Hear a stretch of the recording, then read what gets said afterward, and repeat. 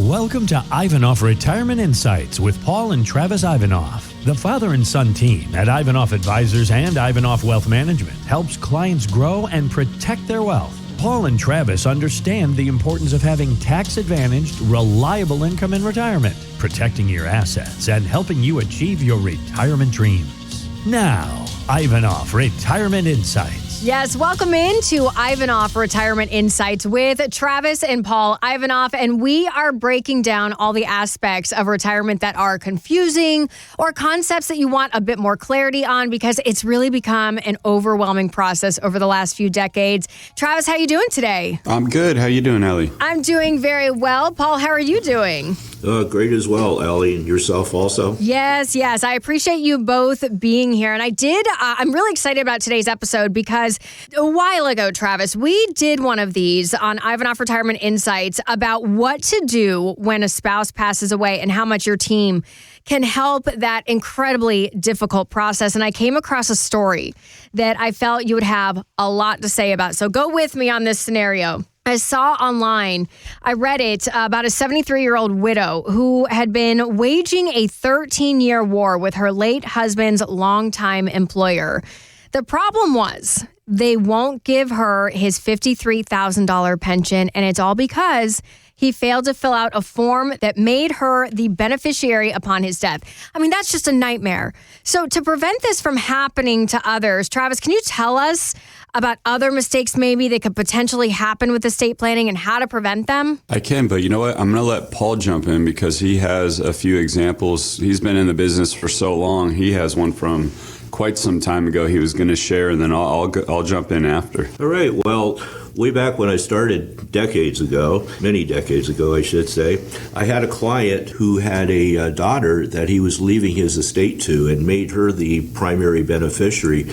Well, over a few years, they had somewhat of a falling out, and when they had the fallout, he ended up putting his sister on as the beneficiary, and I asked him why. I said, why are you doing that? He said, well, I really love my sister, and I know that she will do the right thing. Mm-hmm. She'll disperse the money to my daughter as she needs it. The daughter was younger at the time. Well, years later, the father and daughter patched up their relationship. He told her that he put her on as the primary beneficiary, but he forgot to do so.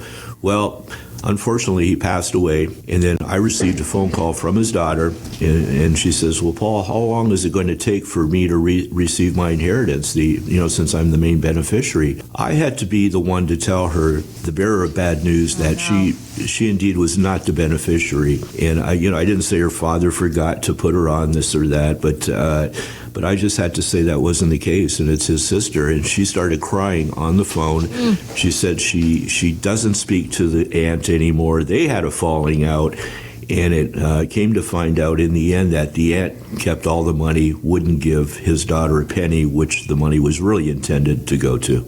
It was sad. Yeah, that's awful.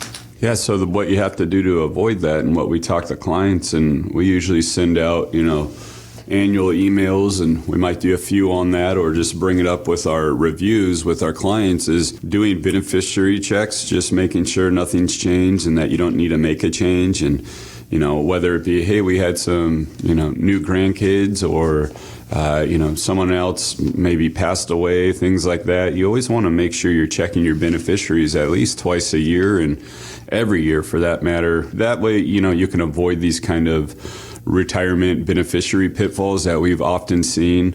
I've seen it the other way where just recently the husband had passed away over 10 years ago, and the wife came on board to our firm, and we were fighting with Vanguard for about a year. The reason being is she was the spouse, but when they moved the 401k over, they moved it over as an inherited IRA for the client.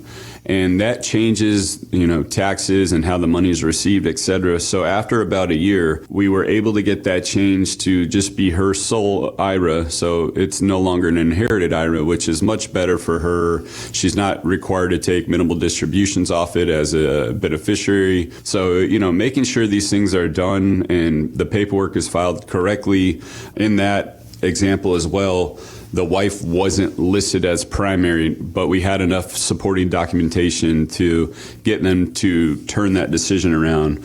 So, making sure you're checking your beneficiaries is such a must, and you don't want to assume everything's taken care of. I know personally in my life, before my wife and I ever flew out and left our daughter, at the time we only had one, and we were going on our first trip away from her, and we wanted to make sure, hey, our trust is done. We know who's going to take over if something were to happen and someone needed to raise our daughter. We even had a plan out for our dog. We had a golden retriever, and we had to leave some money in the trust for him because he can be expensive with his allergies.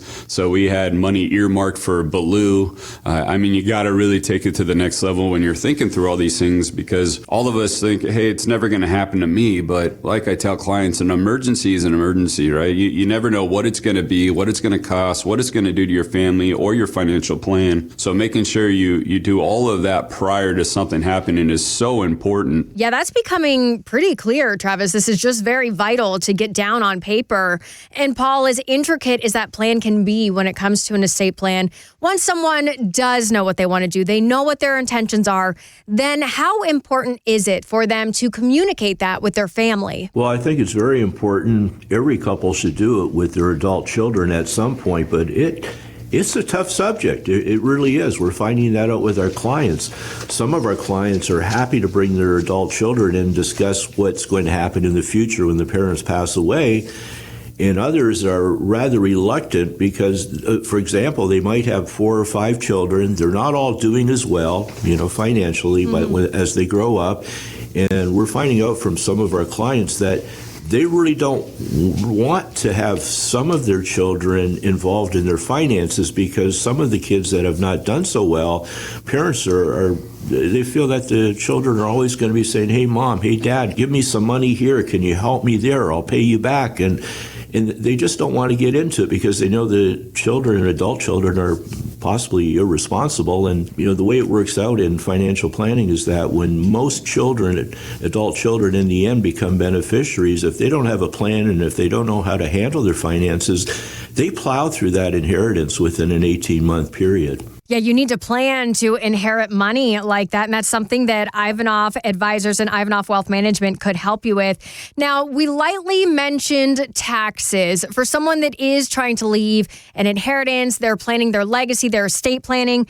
How big, just to shine a light real quick, how big could a tax burden be for your loved ones if you don't get that in place? Well, without getting too far in the details, because, of course, we're not tax planners or accountants, but we've seen it happen where if the wrong money goes to the wrong beneficiary, meaning, maybe you have some life insurance that's tax-free and you leave it to your child that's done very well, it could really impact them on taxes, right? It can jump them up to another tax bracket. So when we start looking at estate planning and what clients are going to leave behind, we really need to get to know the beneficiaries, and we don't necessarily need to meet them, but from the parents and our clients, okay, who do you think would benefit from the tax deferred money?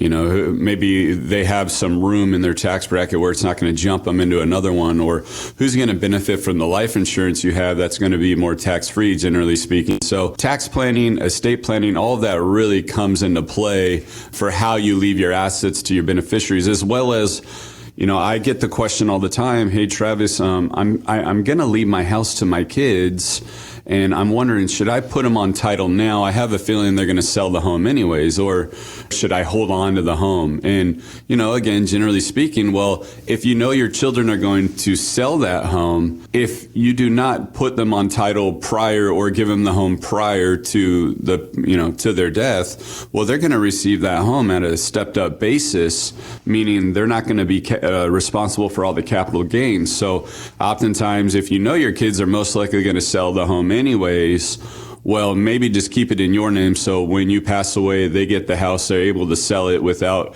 paying a bunch of taxes on the proceeds. And then another question we might get on that is, how do my kids keep my current tax basis on my home? And that gets into a gray area. We actually usually refer out to a real estate attorney. We have a few we work with because there's different schools of thought, even from attorneys we speak to, as well as accountants. And some say that as long as they make it their primary immediately, then they can take advantage of the current tax basis.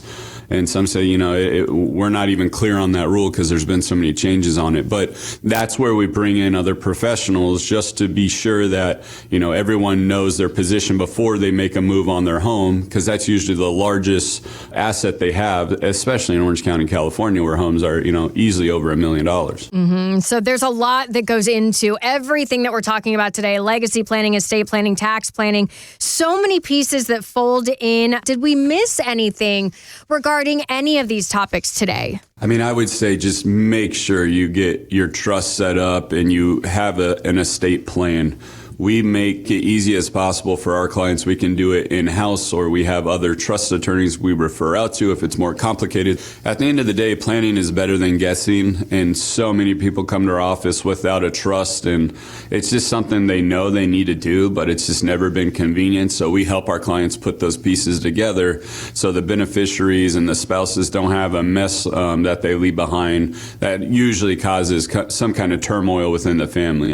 We hear about it from every client. Everyone has a story where they don't talk to a brother or a sister, or something has gone wrong. So take the time, spend the money, go through your estate plan, and then continue to go through it. It's not one and done. Oftentimes they say you should look at your trust and possibly amend it every 5 years. So just take the time. It's not fun for anyone. No one wants to sit there and run through, okay, what happens if something happens to us? What kid's going to get what? But it really sidesteps a huge headache if you've taken a little bit of time on the estate planning side. And that's why at our firm, it's something that we are invested in heavily, making sure our clients are taken care of. Yeah, having this conversation is really taking care of those that you sit down to have dinner with every single night. You've heard us talking about retirement, all the pieces that you need to factor in. Now it's your turn to tap in the help you need. Take that step right now. Get some time with Travis Ivanoff and Paul Ivanoff. It's no pressure, no obligation, no fee when you reach out to the team for your complimentary Ivanoff Retirement Roadmap. You can do that online at ivanoffinsights.com. In today's episode, obviously, a scary scenario of things that can happen in retirement if things are left undone. So make sure to hit subscribe on Ivanoff Retirement Insights so that Travis and Paul can walk you through the things that do need to be done and you never miss an episode. Take care. Investment advisory services offered through Ivanoff Wealth Management, a registered investment advisor firm. Registration is not an endorsement by security regulators. By contacting us, you may be provided with information about insurance products, including annuities offered through Travis Ivanoff, California CRD number 325275. The firms are separate entities. Annuity guarantees rely on the financial strength and claims paying ability of the issuing insurance company and are not offered by Ivanoff Wealth Management Incorporated. Read your contract for restrictions, limitations, or penalties. Ivanoff Wealth Management is not licensed in all 50 states. To find out if Ivanoff Wealth Management is licensed in your state, please call 714-553-1490. Ivanoff Advisors is not affiliated with Ivanoff Wealth Management Incorporated. Advisory services are offered by Travis Ivanoff through Ivanoff Wealth Management. Insurance services are offered by Paul Ivanoff through Ivanoff Advisors. The aforementioned are unaffiliated companies.